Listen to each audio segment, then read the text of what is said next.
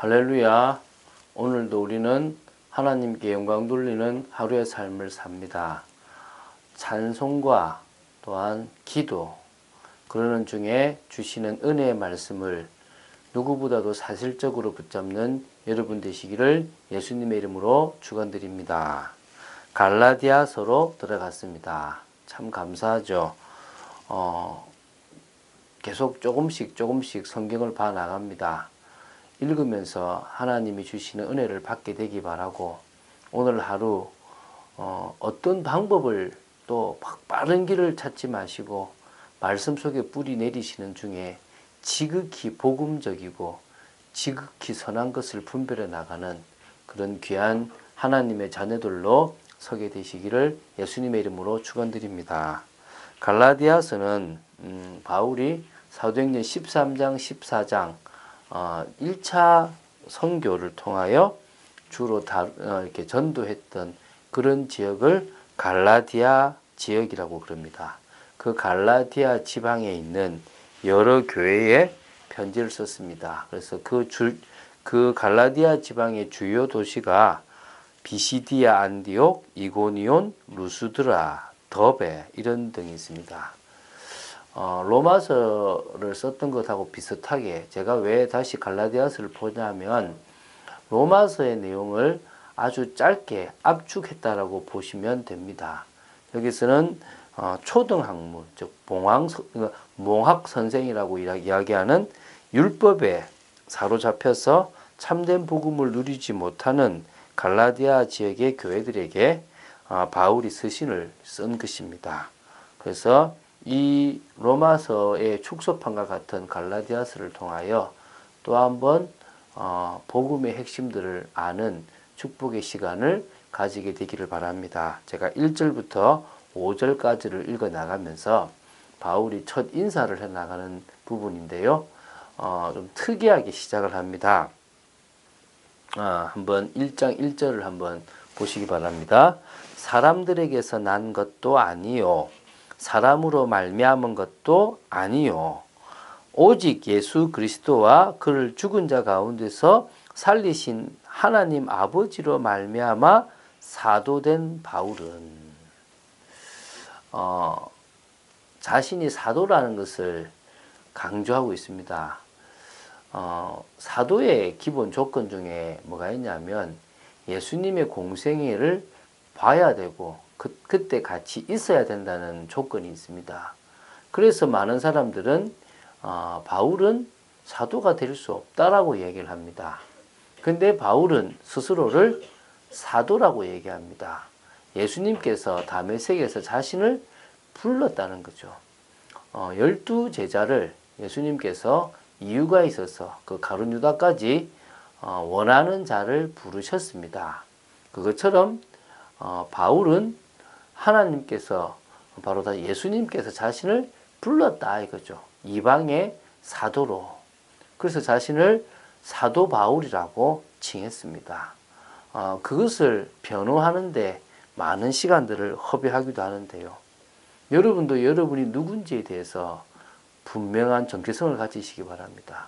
많은 사람들이 여러분에 대해서 무시하고 아니다라고 이야기할지 몰라도 여러분 스스로는 여러분이 바로 하나님의 사람이고 하나님의 일꾼이라는 사실을 기억하고 그것에 대한 강조를 한다면 응답받습니다. 근데 오늘은 어떻게 강조하냐면 사람들에게서 난 사도가 아니다.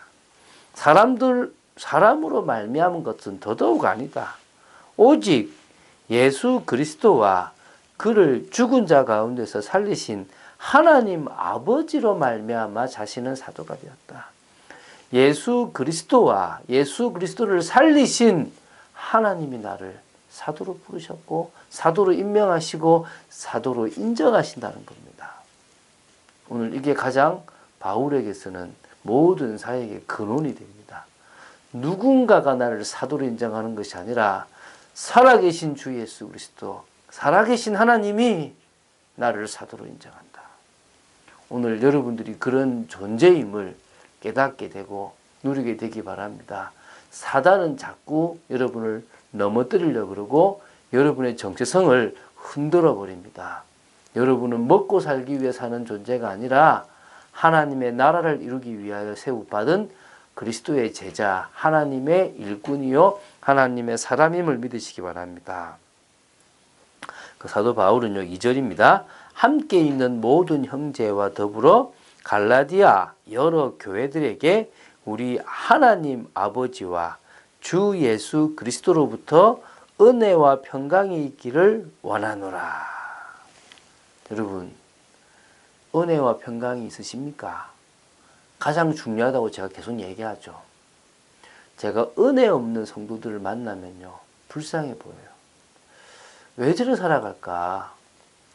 은혜 없는 성도는요 불신자보다 더 못합니다.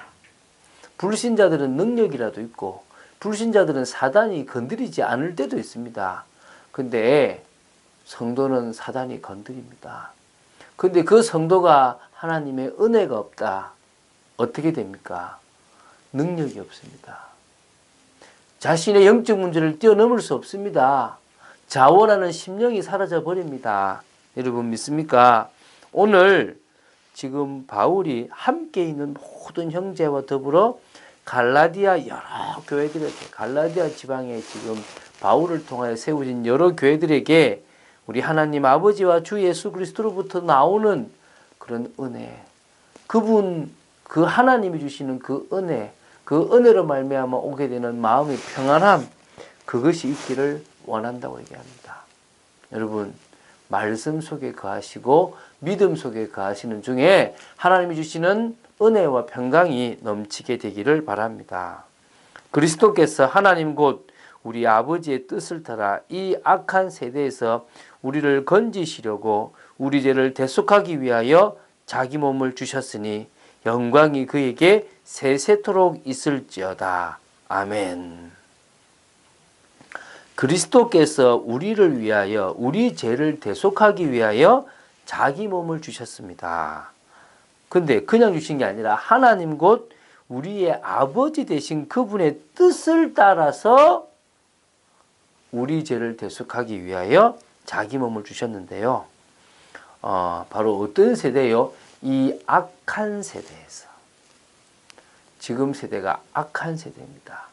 지금 세대는 더 무너지고 무정하고 무자비한 시대가 되어졌습니다.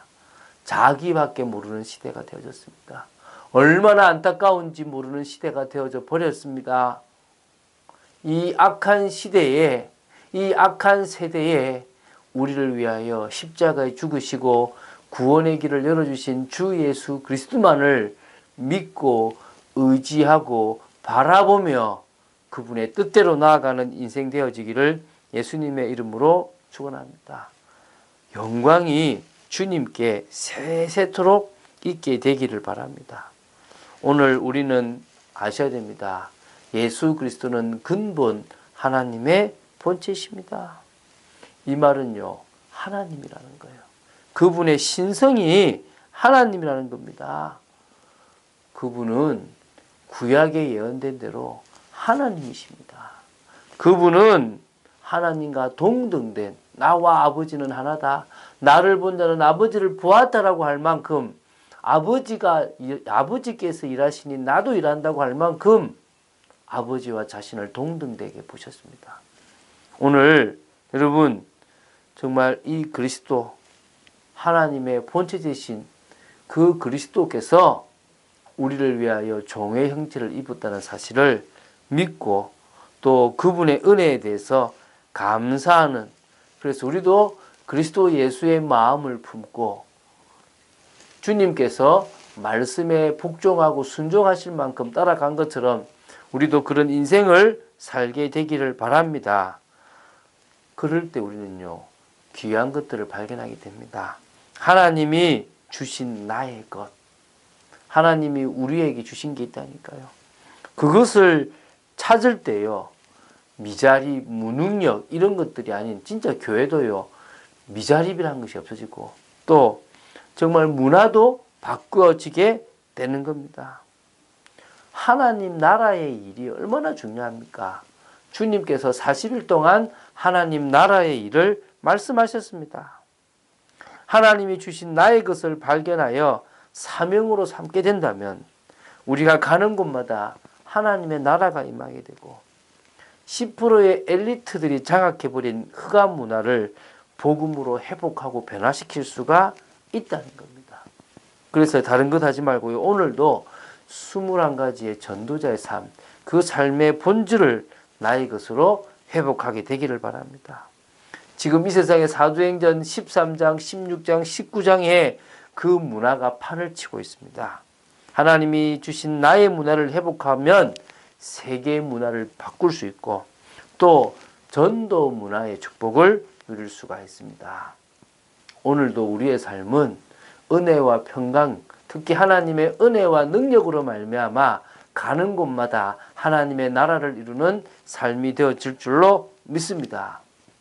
너는 내게 부르짖으라. 내가 내게 응답하겠고 내가 알지 못하는 크고 은밀한 일을 내게 보이라고 말씀하신 주님을 따라가는 축복이 여러분 되시기를 예수님의 축원드립니다. 주는 그리스도시요 살아계신 하나님의 아들이심을 고백합니다. 오늘도 말씀 따라가는 참된 축복이 있기를 간절히 소망합니다. 아버지 하나님, 하나님의 은혜로 사도로 직분을 받았던 바울처럼 하나님이 택하셔서 우리의 직분을 담당하게 된 줄로 믿습니다. 끝까지 믿음으로 도전하며 은혜와 평강을 받아 누리며 전하는 축복의 인생을 살기를 간절히 소망합니다. 오늘 하루도 지켜주실 줄로 믿습니다. 주 예수 그리스도 이름으로 기도드립니다. 아멘.